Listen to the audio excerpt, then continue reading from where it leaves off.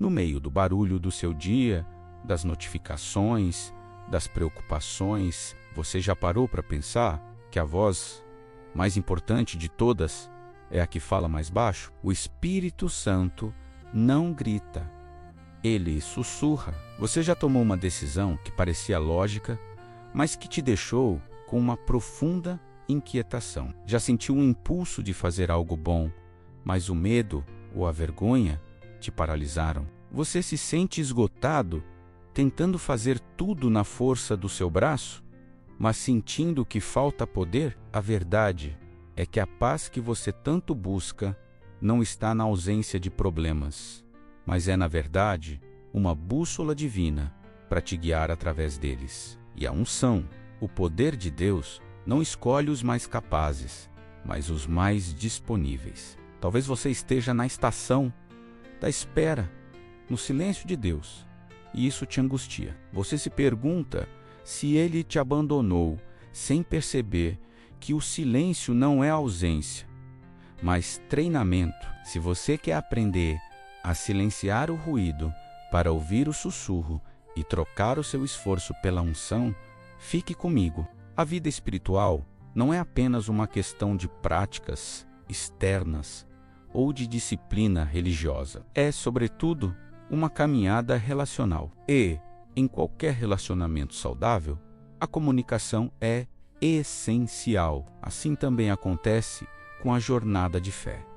Não se trata apenas de falar com Deus, mas de aprender a ouvir sua voz de forma clara e sensível. É aqui que entra a importância da sensibilidade ao Espírito Santo.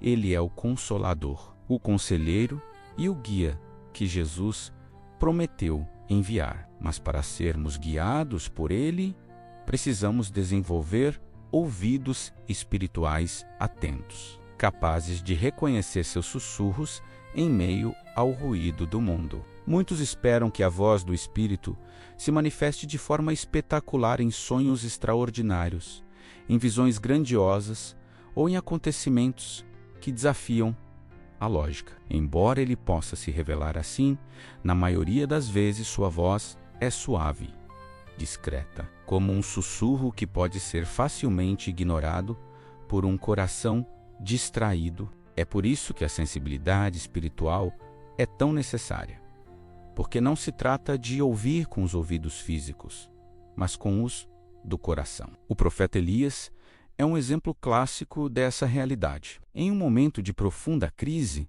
ele foi levado por Deus ao Monte Horebe. Ali, presenciou um vento forte, um terremoto e um fogo, mas em nenhum deles estava o Senhor. Só depois, em um murmúrio suave, Elias reconheceu a presença divina. Esse relato nos lembra que, se esperamos ouvir Deus apenas nos eventos grandiosos, corremos o risco de perder a sua voz no silêncio. Vivemos em uma era marcada pelo excesso de estímulos. Nossos dias são repletos de sons, imagens, informações e preocupações que competem por nossa atenção. O celular vibra, as notificações piscam, as tarefas acumulam. Nesse turbilhão, ouvir a voz do Espírito pode parecer quase impossível. A distração é uma das maiores inimigas da sensibilidade espiritual. Um coração cheio de ansiedade,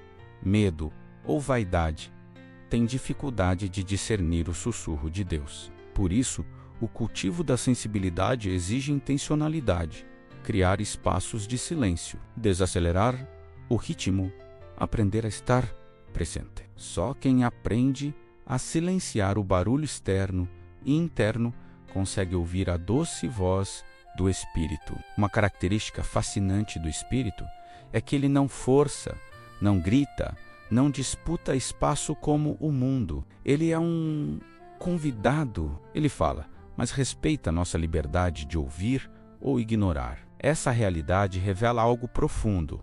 Ouvir o Espírito é também uma escolha. Não depende apenas da iniciativa dele, mas da nossa disposição em prestar atenção. Podemos compará-lo a uma melodia suave, em meio a uma praça barulhenta. Muitos passam correndo, distraídos com suas próprias urgências, sem perceber a beleza da música. Mas quem para, escuta e se deixa tocar, descobre algo precioso. Assim é a voz do Espírito, sempre presente, mas nem sempre reconhecida. A sensibilidade ao Espírito não é apenas ouvir, mas também obedecer. De nada adianta perceber sua direção se insistimos em seguir nossos próprios caminhos. Obedecer, no entanto, nem sempre é fácil, pois muitas vezes o Espírito nos conduz por rotas que desafiam nossa lógica. É preciso fé para obedecer àquela impressão interior que nos impulsiona a pedir perdão, mesmo quando o orgulho resiste. É preciso coragem para falar de Cristo a alguém, mesmo quando sentimos vergonha. É preciso confiança para recusar oportunidades aparentemente vantajosas, mas que o Espírito nos mostra que não são para nós. A verdadeira sensibilidade se prova na prática, não apenas ouvindo, mas respondendo com obediência, ainda que isso custe algo ao nosso ego ou à nossa segurança. Assim como o corpo precisa de treino para desenvolver habilidades, a alma precisa de prática para crescer em sensibilidade espiritual. Algumas práticas nos ajudam nesse processo. Oração silenciosa, não apenas falar com Deus, mas aprender a escutar. É dar tempo para que o Espírito fale ao nosso coração sem pressa. Meditação na palavra. Quanto mais conhecemos a Escritura, mais aprendemos a reconhecer a voz de Deus, pois Ele nunca se contradiz. Obediência em pequenas coisas. Cada vez que obedecemos em detalhes, nossa percepção se aguça para ouvir em situações maiores. Cultivo de humildade. Reconhecer que não sabemos tudo e que precisamos de direção abre espaço para ouvir o Espírito. Vida comunitária.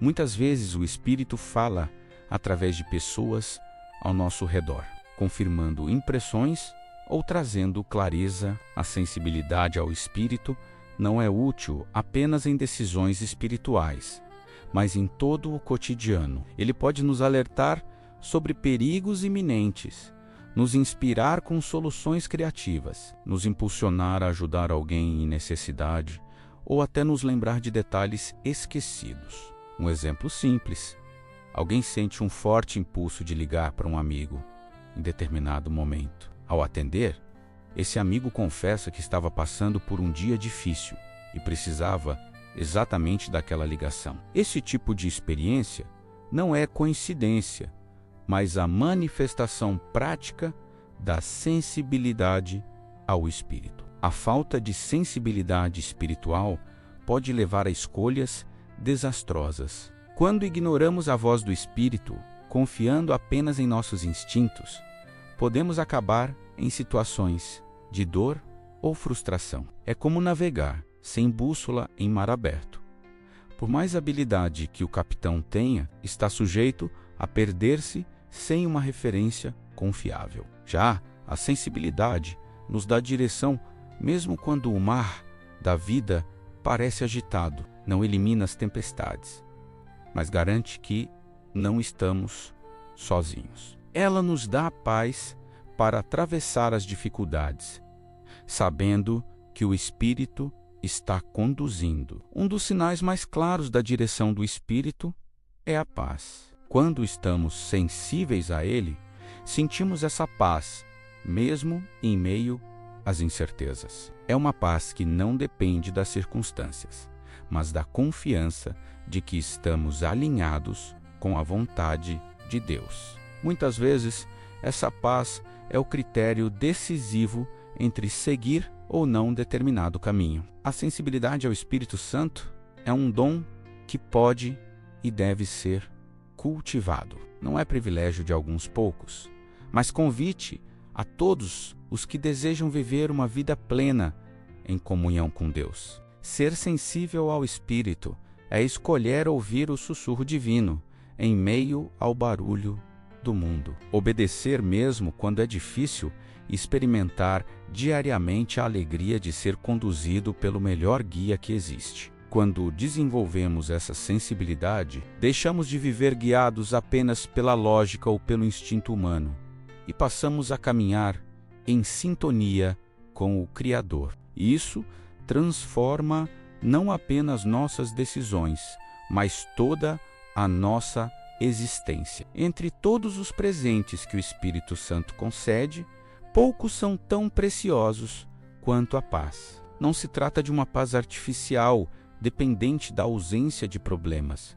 mas de uma paz real, profunda, capaz de habitar em nosso coração, mesmo quando o mundo ao redor parece desmoronar. Essa paz não é apenas consolo para tempos difíceis, é também um critério divino, uma bússola espiritual que nos orienta nas escolhas da vida. Aprender a discernir e a seguir essa paz interior é essencial para quem deseja viver guiado pelo Espírito. A mente humana tende a associar paz a circunstâncias favoráveis, contas pagas, saúde estável, relacionamentos harmoniosos. Mas a paz que Cristo promete vai além dessas condições. Ela não se explica por fatores externos. Pelo contrário, muitas vezes se manifesta em meio ao caos. É por isso que a Bíblia fala de uma paz que excede todo o entendimento. Ou seja, é uma paz que desafia a lógica, que permanece mesmo quando não há razão aparente para permanecer. É como estar em uma tempestade e ainda assim ter a certeza de que o barco não vai afundar. Essa paz é fruto da presença do Espírito. Não é produzida por técnicas de relaxamento, nem por fórmulas humanas, mas pelo próprio Deus habitando em nós, além de consolo. A paz também funciona como um critério de discernimento. Muitas vezes, diante de escolhas importantes, buscamos sinais externos, como portas abertas ou fechadas. Esses sinais podem ter seu valor, mas não são suficientes. A verdadeira bússola está dentro de nós. É a paz interior concedida pelo Espírito. Quando pensamos em seguir determinado caminho e nosso coração é tomado por inquietação, esse é um sinal de alerta. Não importa quão lógica ou vantajosa pareça a opção. Se não há paz, é melhor esperar. Por outro lado, mesmo quando tudo ao redor parece incerto, se sentimos paz, podemos avançar com confiança. Esse discernimento é precioso porque nos protege de decisões precipitadas e de armadilhas disfarçadas de oportunidades. É importante distinguir paz de conforto. O conforto está ligado à zona de segurança, ao que já conhecemos, ao que não exige riscos. A paz, no entanto, pode estar presente até mesmo em situações desconfortáveis. Por exemplo, alguém pode sentir paz em mudar de cidade, mesmo sem conhecer ninguém no novo lugar. Outro pode sentir paz em recusar uma proposta aparentemente lucrativa, mesmo sem ter alternativas imediatas. Nesses casos, não há conforto humano, mas há paz espiritual. E a paz deve sempre ter mais peso do que o conforto. Um dos maiores inimigos da paz é a ansiedade. Ela nos empurra para agir sem esperar, para decidir sem refletir, para resolver tudo no nosso tempo. A ansiedade é como um ruído que abafa a voz do Espírito. Por isso, a Bíblia nos convida a entregar nossas ansiedades a Deus, porque só assim podemos experimentar a paz que Ele oferece. Quando oramos, não é apenas para pedir respostas, mas para depositar nossas preocupações diante do Senhor. A oração abre espaço no coração para que a paz tome o lugar da inquietação. A paz de Cristo não nos isenta de enfrentar tempestades. Pelo contrário, é nas tempestades que ela se torna mais evidente. Lembremos do episódio em que Jesus estava no barco com seus discípulos. Enquanto eles se desesperavam diante das ondas, ele dormia tranquilamente. Ao acordar, não apenas acalmou o mar, mas também repreendeu a falta de fé deles. Esse episódio revela que a verdadeira paz não depende das circunstâncias externas, mas da confiança em quem está conosco no barco. Quando sabemos que Cristo está presente, podemos descansar mesmo em meio às maiores turbulências. A paz também é fruto da obediência. Muitas vezes, a falta dela não vem de circunstâncias externas, mas do fato de estarmos resistindo à direção do Espírito. Quando insistimos em nossos próprios caminhos, experimentamos inquietação, mas quando nos rendemos e obedecemos, a paz retorna. Essa relação entre obediência e paz mostra que a paz não é apenas um sentimento, mas também um sinal de alinhamento com a vontade de Deus. Quando estamos no centro dessa vontade, mesmo que haja lutas, a paz. Jesus declarou aos discípulos: "Deixo-vos a paz. A minha paz vos dou." Isso significa que a paz não é algo que precisamos conquistar. É uma herança já garantida. O problema é que muitas vezes não tomamos posse dela. Preferimos viver sob a pressão da ansiedade, do medo e da dúvida, quando já temos à disposição uma paz que não pode ser roubada. Tomar posse dessa herança exige fé. Fé para crer que a promessa é real. Fé para se apropriar dela no dia a dia.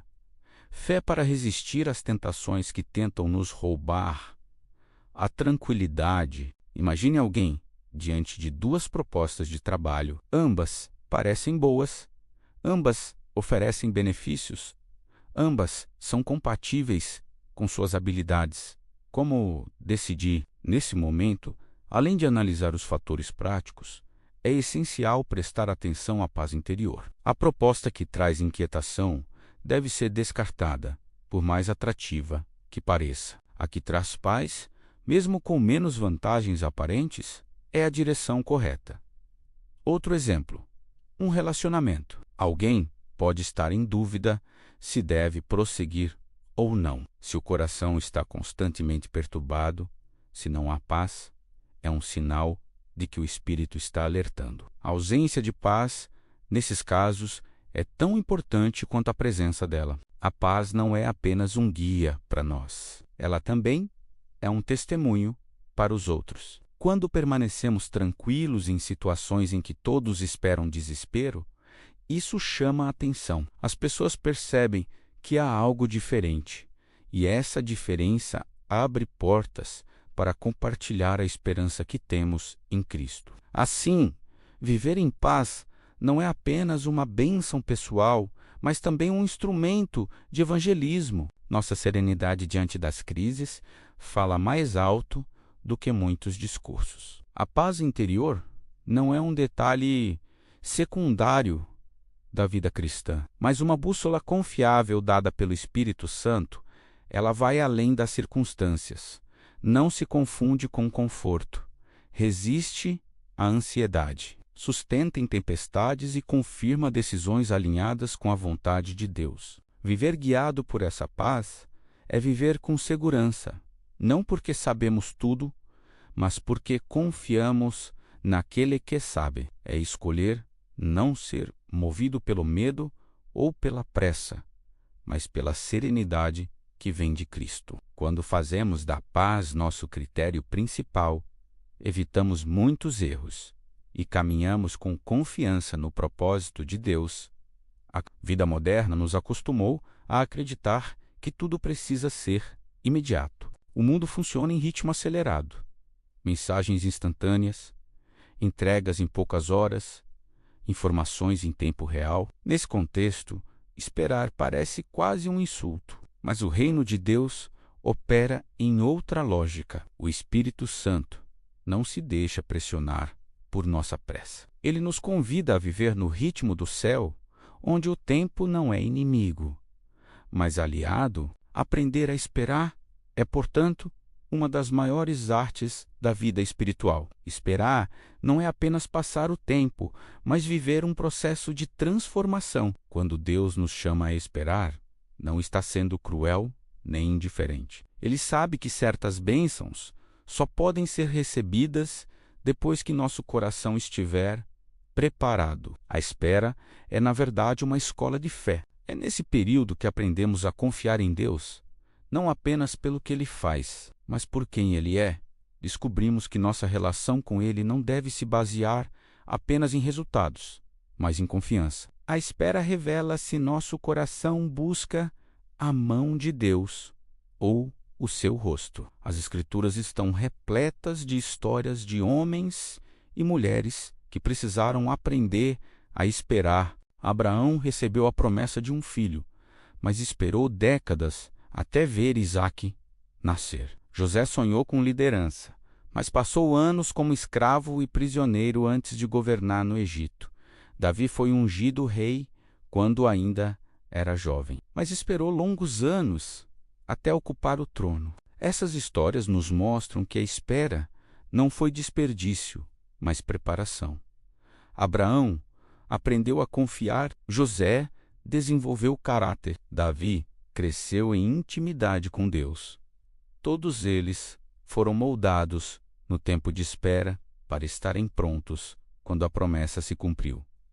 O maior obstáculo para esperar é a ansiedade. Nosso coração deseja respostas rápidas, soluções imediatas. A ansiedade nos faz tomar decisões precipitadas. Tentar abrir portas que ainda não foram liberadas ou forçar situações que não estão maduras. A ansiedade é como plantar uma semente e, em vez de esperar o tempo da colheita, cavar a terra todos os dias para ver se ela já germinou. Esse comportamento não acelera o crescimento, apenas o prejudica. Da mesma forma, quando não confiamos no tempo de Deus, acabamos estragando o processo que Ele está conduzindo. Uma das maiores dificuldades na espera é lidar com o silêncio de Deus.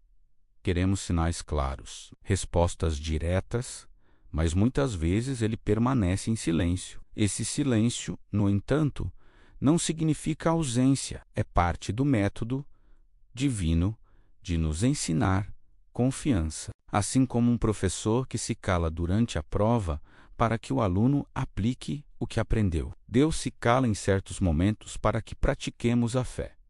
O silêncio não é abandono, mas convite à maturidade. Muitas vezes pedimos a Deus coisas que, se fossem entregues imediatamente, não saberíamos como administrar. Ele, em sua sabedoria, espera o momento certo, quando o nosso caráter já foi moldado para sustentar a bênção.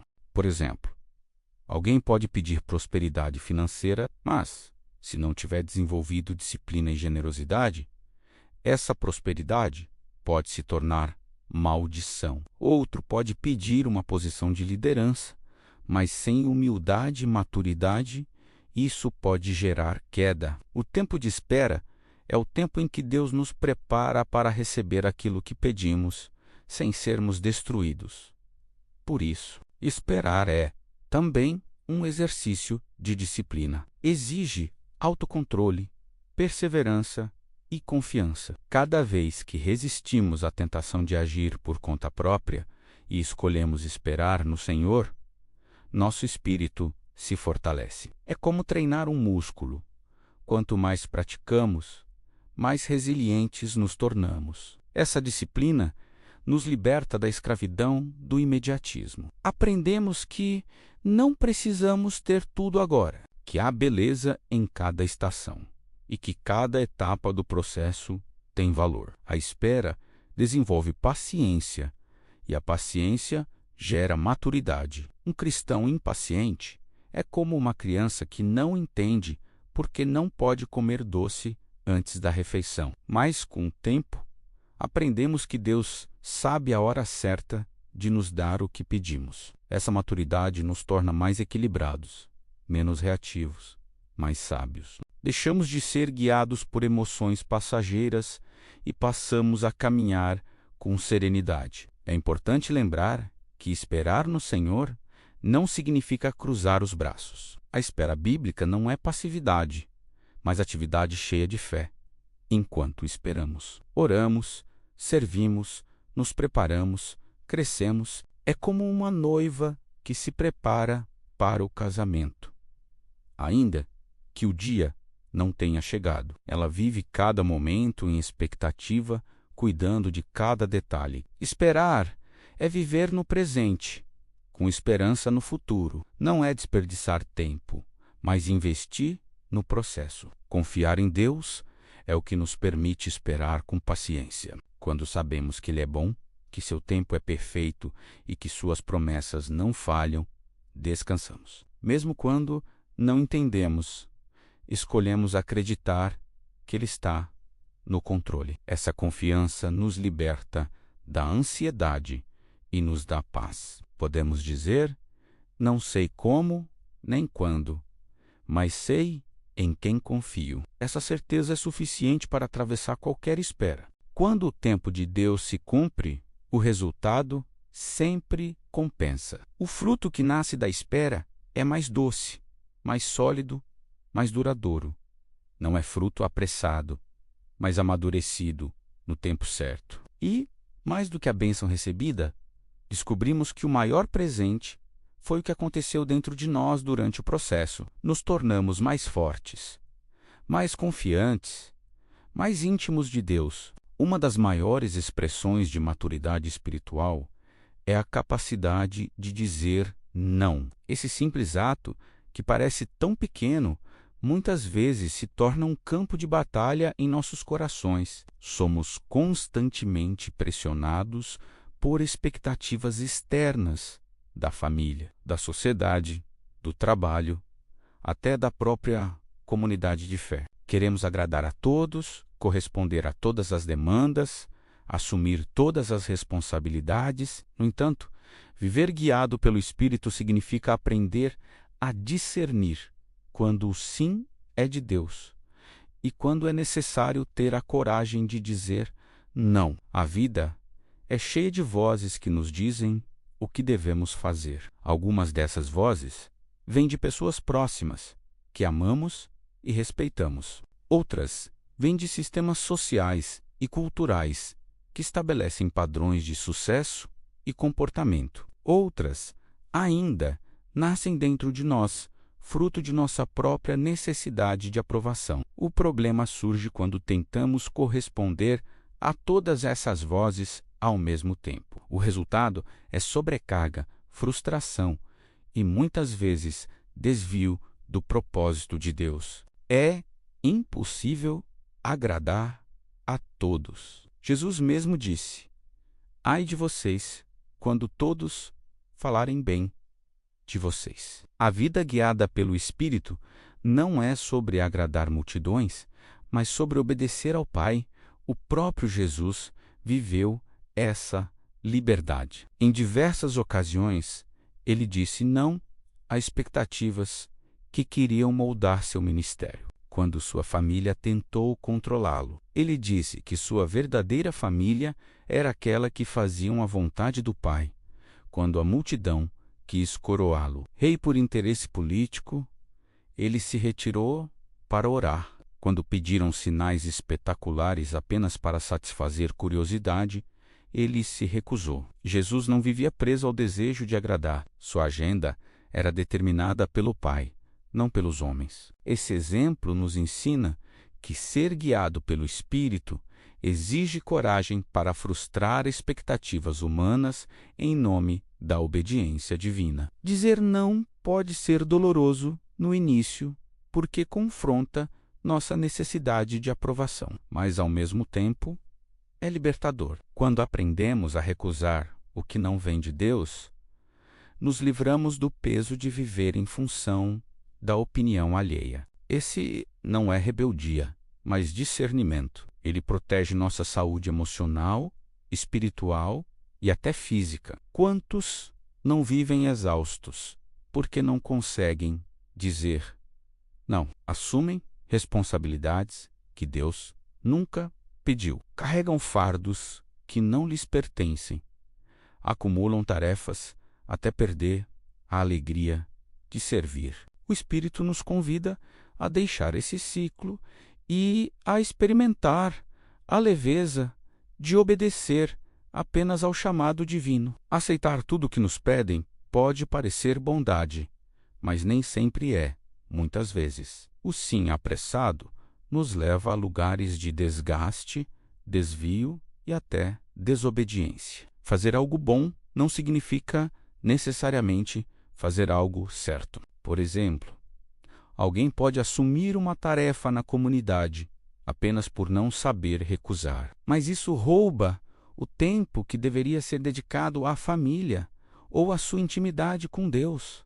Outro pode dizer sim a um relacionamento só para agradar pessoas, mas sem ter paz interior. Em ambos os casos, o excesso de sims fora da vontade de Deus gera peso e confusão.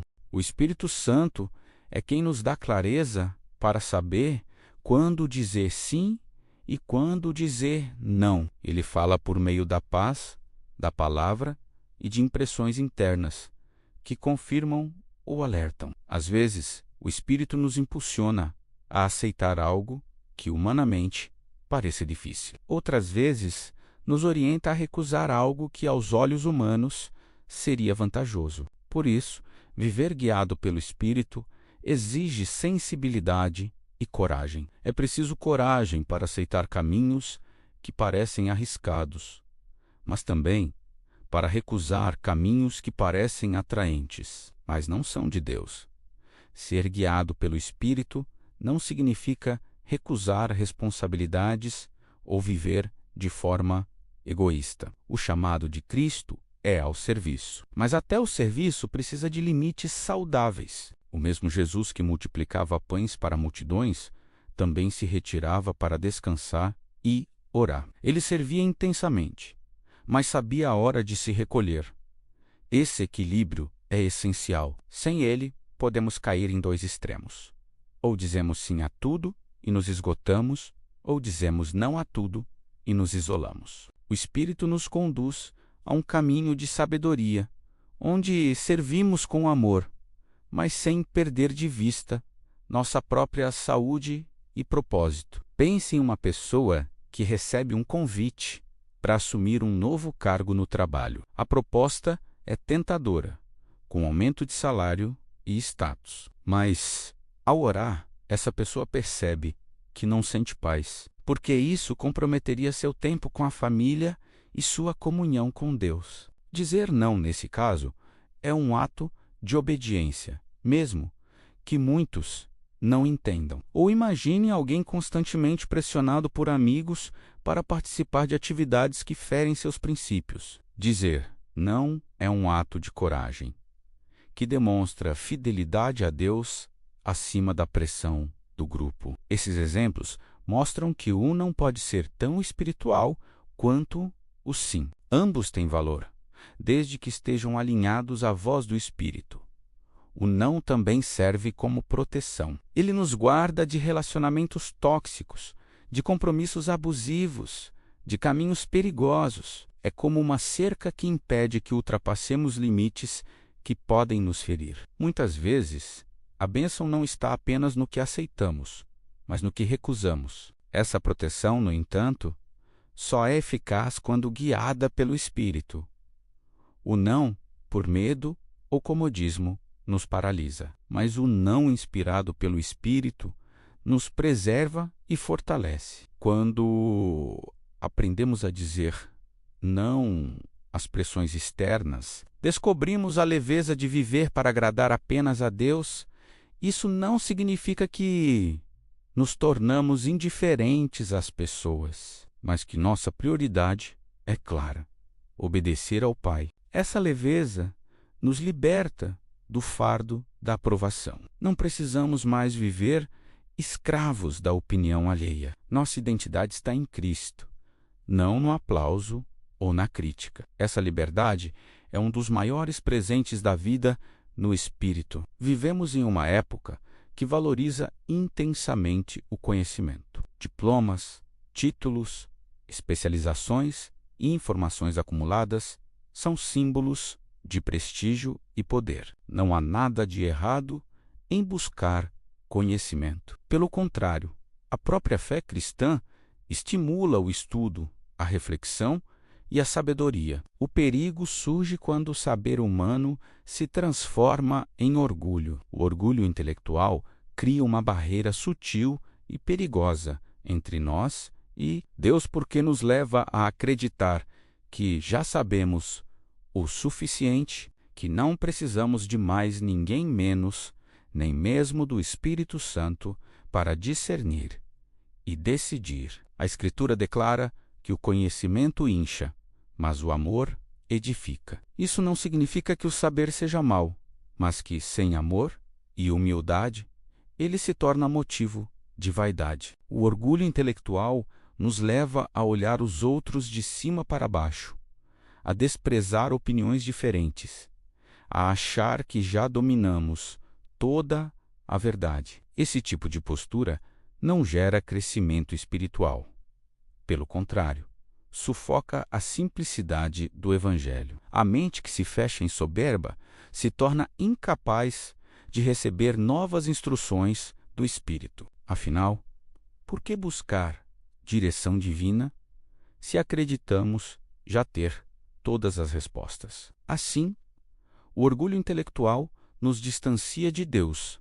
Ainda que pareça nos aproximar dele em termos teóricos, a sabedoria humana, por mais avançada, é limitada. Ela pode analisar, deduzir, prever algumas coisas, mas não alcança os mistérios eternos. Já a sabedoria divina vai além da lógica, revelando caminhos que os olhos naturais jamais enxergariam. O apóstolo Paulo contrastava constantemente essas duas sabedorias. Para o mundo, a cruz era loucura, mas para os que creem era poder e sabedoria de Deus.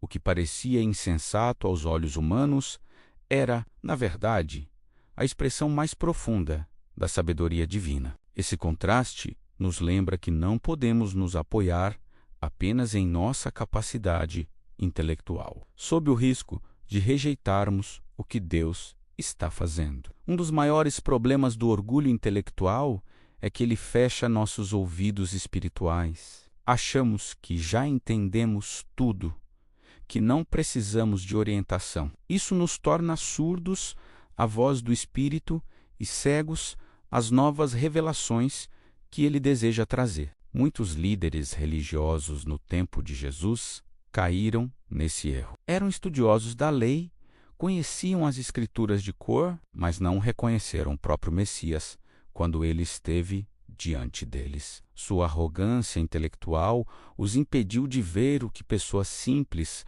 humildes e de coração aberto puderam enxergar. A verdadeira sabedoria nasce da humildade. É admitir que, por mais que saibamos, sempre haverá algo maior a aprender. É reconhecer que dependemos do Espírito para compreender a verdade em profundidade. A humildade nos torna ensináveis, nos mantém abertos para ouvir não apenas grandes mestres, mas também pessoas simples, por meio das quais Deus pode falar. Um coração humilde entende que a sabedoria não é um troféu para ostentar, mas um dom a ser compartilhado em amor. Outro desdobramento do orgulho intelectual é reduzir a fé a um exercício meramente racional. Quando isso acontece, a espiritualidade se torna seca, teórica, sem vida. Sabemos falar sobre Deus, mas não o conhecemos intimamente.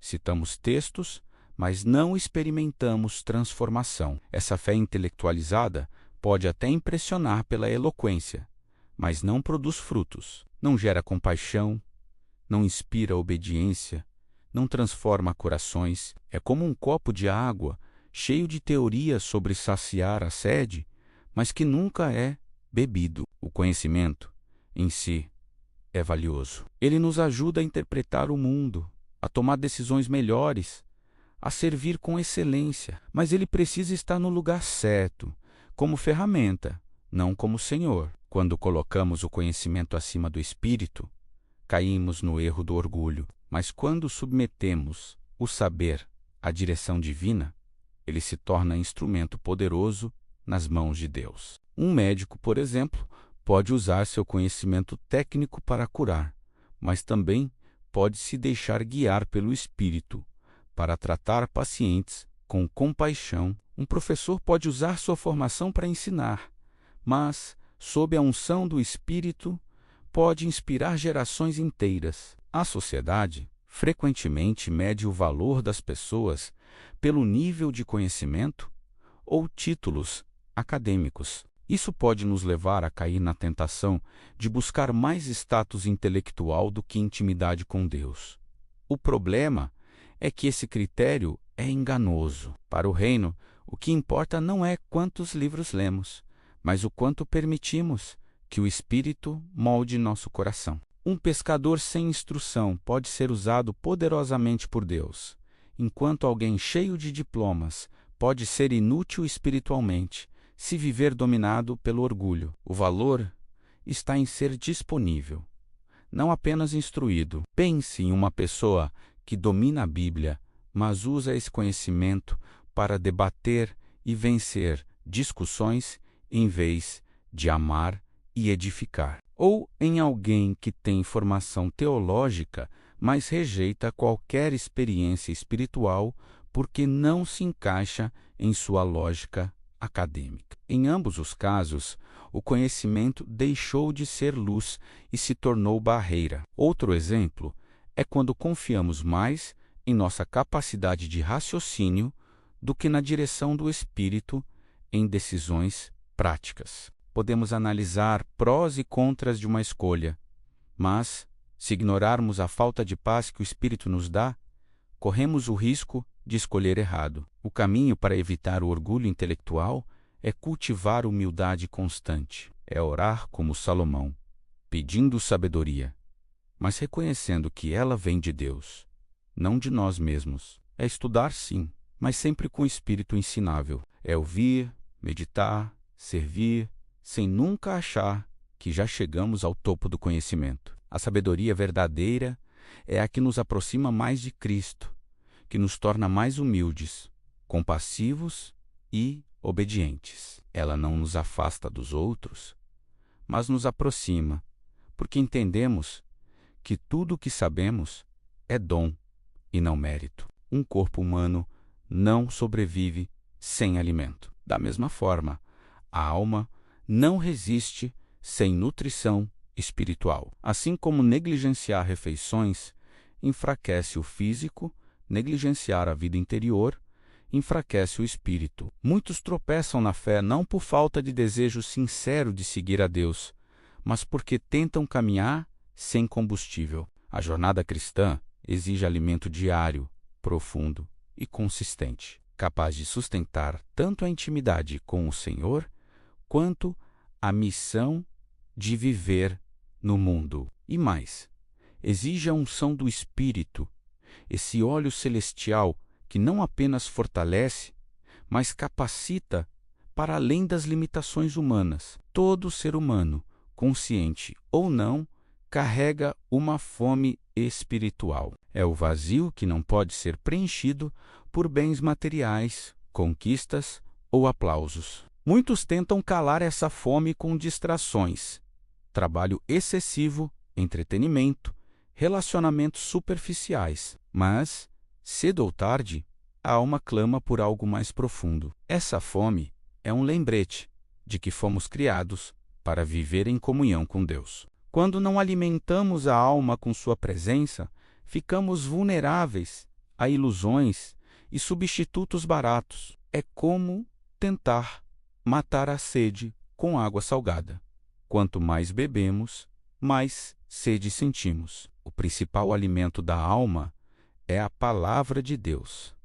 Ela não é apenas um conjunto de textos antigos, mas pão vivo, sempre atual, sempre capaz de nutrir. Cada versículo é como uma porção que fortalece, consola, orienta. Assim como ninguém sobrevive de uma refeição por semana, não podemos depender apenas de leituras ocasionais ou sermões isolados. Precisamos de contato diário, constante, com a palavra. É ela que molda nossa mente, renova nossas forças e nos ensina a discernir a voz do Espírito. Quando a Escritura se torna parte do nosso cotidiano, ela deixa de ser apenas informação e se torna transformação. Se a palavra é alimento, a oração é respiração. Não podemos viver sem respirar e não podemos crescer espiritualmente sem orar. A oração não é apenas pedir coisas a Deus, mas relacionar-se com Ele, abrir o coração, ouvir, agradecer, interceder. Na oração, encontramos alívio para o cansaço, força para as batalhas e clareza para as decisões. É nela que recebemos direção e renovamos a intimidade com o Pai.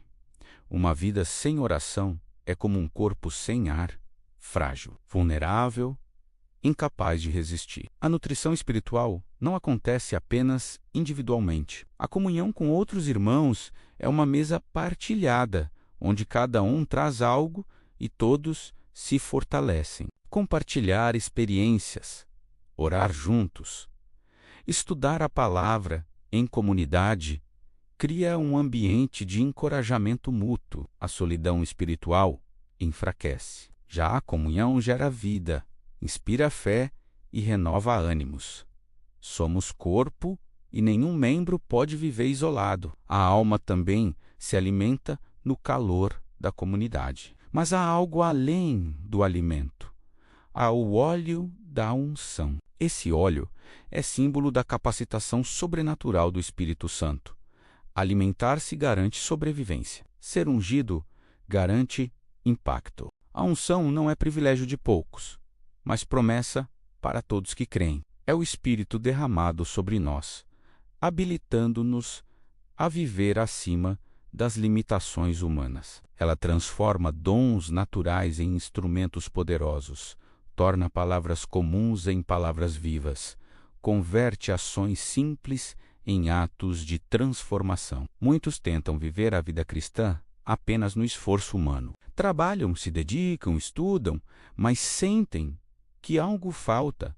Esse algo é a unção. Sem ela, nossas obras podem até ser corretas, mas carecem de poder para gerar transformação verdadeira. A unção é como o vento em uma vela. O barco pode estar pronto, a tripulação preparada, mas sem vento não há movimento. Assim também é a vida espiritual.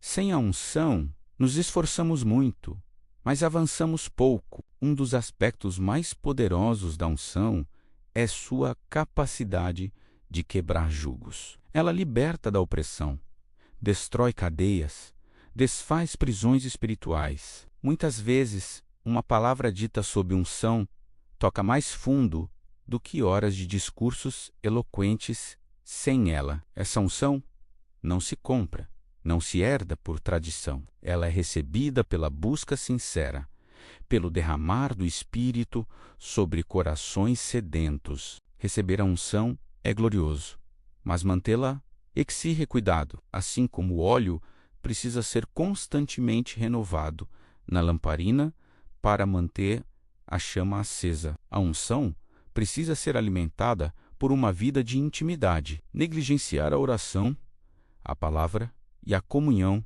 enfraquecem a unção. Já a prática de uma vida consagrada a Deus a fortalece. A unção não é um evento isolado, mas um estilo de vida de dependência e busca. Um pregador pode estudar e preparar um sermão excelente, mas é a unção que transforma aquela mensagem em flecha certeira no coração do ouvinte. Uma mãe pode ensinar valores aos filhos, mas é a unção que faz aquelas palavras permanecerem gravadas na alma deles. Um profissional pode exercer sua carreira com competência, mas é a unção que o torna canal de graça e luz no ambiente de trabalho. Em cada área da vida, a unção faz a diferença entre o natural e o sobrenatural. Quando negligenciamos o alimento da alma e a busca pela unção, nos tornamos vulneráveis. Perdemos a sensibilidade ao espírito, caímos na rotina vazia, nos cansamos com facilidade. É como tentar correr uma maratona sem treinar nem se hidratar. Cedo ou tarde, o corpo cede. A negligência espiritual não acontece de uma vez. Ela se instala aos poucos, quando damos espaço a distrações e diminuímos a prioridade das coisas de Deus. O resultado é um cristianismo frágil, sem impacto, incapaz de resistir às pressões do mundo. A boa notícia é que o alimento e a unção estão sempre disponíveis. Deus não nega pão a quem tem fome, nem óleo a quem deseja ser usado. Cada dia é oportunidade de se alimentar de sua palavra, respirar em oração, partilhar na comunhão e se encher do Espírito. Essa renovação diária é o que nos mantém firmes, vivos e cheios de poder. Não basta ter vivido experiências passadas. Precisamos de frescor espiritual constante. Assim como o corpo humano depende de alimento e água para sobreviver, a alma precisa de nutrição espiritual constante. Quando ignoramos essa necessidade, nosso interior enfraquece.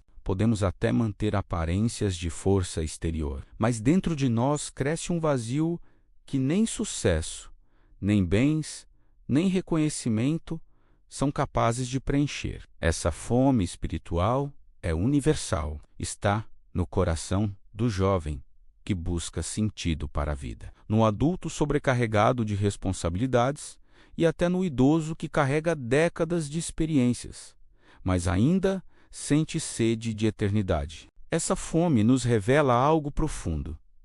Fomos criados para a comunhão com Deus. Só Ele pode satisfazer plenamente a alma humana. E essa satisfação não acontece automaticamente. É fruto de disciplina espiritual, de escolhas diárias que mantêm nossa conexão viva com o Espírito. O alimento mais essencial da alma é a palavra de Deus. Ela é descrita como pão, como leite, como mel, como espada. Cada imagem revela sua força e diversidade. A palavra alimenta, consola, desafia, corrige, fortalece. Sem ela, ficamos espiritualmente desnutridos, vulneráveis às mentiras do mundo e às armadilhas do inimigo. É importante compreender que a palavra não é apenas um livro antigo. É viva. Ela fala ao coração de cada geração com frescor. Um mesmo versículo pode iluminar de formas diferentes em momentos distintos da vida. Por isso, a prática da leitura e da meditação não é ritual vazio, mas encontro diário com a voz do próprio Deus. Quem aprende a se alimentar desse pão descobre que a alma se fortalece para enfrentar tentações, resistir ao desânimo e caminhar com esperança mesmo em tempos sombrios. Se a palavra é o alimento, a oração é o ar. Assim como ninguém vive sem respirar, ninguém permanece firme na fé sem orar. Orar é muito mais do que recitar palavras decoradas. É abrir o coração, derramar emoções, ouvir a voz do Espírito, agradecer, interceder, clamar. Na oração encontramos descanso em meio ao cansaço, clareza em meio à confusão, coragem em meio ao medo. É como respirar profundamente após estar sufocado. A alma se renova, o fardo se torna mais leve. Quando negligenciamos a oração, nos tornamos frágeis, inseguros, facilmente dominados pelas pressões do mundo. Mas quando fazemos dela um hábito diário, nossa vida ganha profundidade, estabilidade e poder. A nutrição espiritual não acontece apenas individualmente, ela também se dá em comunidade. A comunhão é como uma mesa farta, onde cada pessoa traz algo para compartilhar. Nela, uns fortalecem os outros com testemunhos, orações, conselhos e até simples gestos de amor. Isolados, somos alvos fáceis para o desânimo e a tentação. Unidos, nos tornamos corpo, sustentando e encorajando uns aos outros. Essa mesa partilhada é parte essencial da vida cristã. Quem despreza a comunhão enfraquece a si mesmo. Mas além do alimento e da respiração, há o óleo da unção. Ele simboliza a capacitação sobrenatural que vem do Espírito Santo. Alimentar a alma nos mantém de pé. Viver na unção nos permite avançar com poder.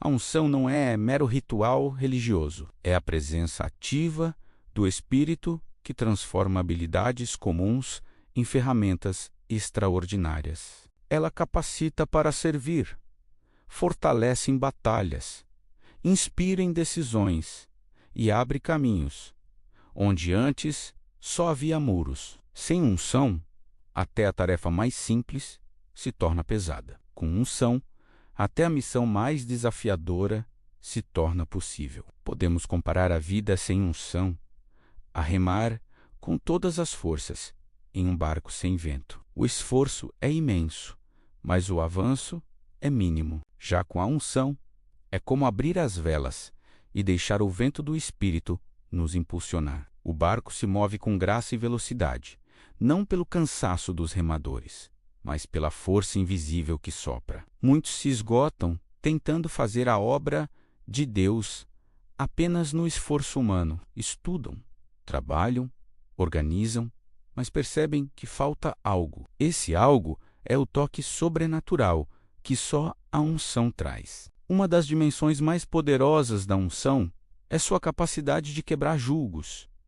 Onde há correntes, ela traz liberdade. Onde há opressão, ela traz alívio. Onde há medo, ela derrama coragem. Quantas vezes uma palavra simples, dita por alguém cheio do Espírito, trouxe mais transformação do que longos discursos acadêmicos? Quantas vezes uma oração ungida libertou alguém de anos de sofrimento? Essa é a diferença entre a mera fala humana e a fala ungida. A primeira informa, a segunda transforma. Tanto o alimento espiritual quanto a unção precisam ser cultivados. Negligenciá-los é colocar em risco a própria vida espiritual. Quando deixamos de nos alimentar da palavra, de respirar na oração e de buscar a presença do Espírito, começamos a perder vigor. A negligência não acontece de repente. Ela se infiltra aos poucos. Quando damos mais espaço a distrações do que à intimidade com Deus, o resultado é um cristianismo seco, pesado, sem impacto. Manter a unção é como cuidar de uma lamparina. É preciso constantemente abastecer com óleo para que a chama não se apague. Esse óleo vem da busca diária, da vida consagrada, da entrega constante. Não podemos viver apenas de experiências passadas. Precisamos de renovação contínua. Cada dia é convite a encher novamente a vasilha, a buscar frescor espiritual, a depender menos de nós mesmos e mais do Espírito. No trabalho, um professor pode lecionar com competência, mas é a unção que transforma suas aulas em sementes de vida para os alunos. Na família, um pai pode aconselhar os filhos com sabedoria humana, mas é a unção que grava suas palavras no coração deles. Na comunidade, um líder pode organizar eventos impecáveis, mas é a unção que gera impacto eterno nos participantes. Em todas as áreas, a unção é o diferencial entre o natural e o sobrenatural. O alimento e a unção não são privilégio de alguns poucos. Estão disponíveis a todos que desejam. Basta buscar, pedir, abrir espaço na rotina para o Espírito. Deus nunca nega pão a quem tem fome, nem óleo a quem deseja ser cheio. Cada manhã é chance de começar de novo.